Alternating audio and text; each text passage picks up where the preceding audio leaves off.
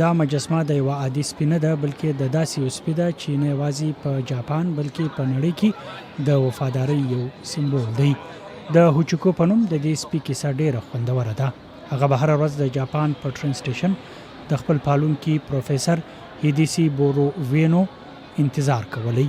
خو په 1925 کال کې یو ورځ د هغه مالک ناڅاپه مړ شو، خو هوچیکو د راتلو انتظار پرې نه شود. هغه تر 10 کلونو پورې هر ورځ ټرین سټیشن ته تللی او د خپل مالک انتظار یې کولی.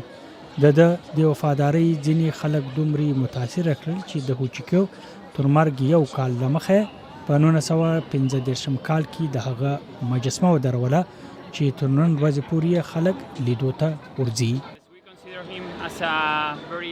موږ دته د وفادار سپي په سترګه ګورو.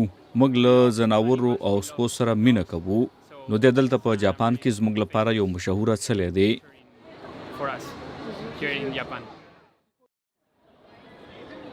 د هوچیکو پر وفادارۍ نه یوازې په جاپان بلکې په هالیوډ او بالیوډ کې هم فلمونه او ویډیویي لوبې جوړې شوې دي.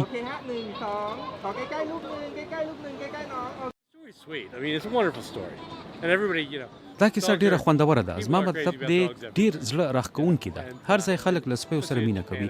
په تیره بیا په جاپان کې چې پکې هر څوک وړوکی سپی لري، نو دا ډیره ښه کیسه ده.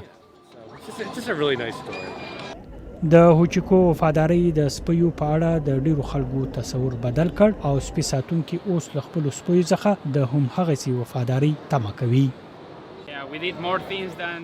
موږ دلته د راتلو پر ځای د لیدو لپاره نور څه لرل، خو زه سپی لرم او غواړم چې سپی مې هغه عمره انتظار وکړي لکه چې دې سپي کړی وو. سږکال د هوچیکو د زوکړې 100 کاله پوره سو. په دومه نړیواله جګړه کې د هوچیکو مجسمه ورانه سوه او په 1948 کال کې نوې هغه جوړه سوه.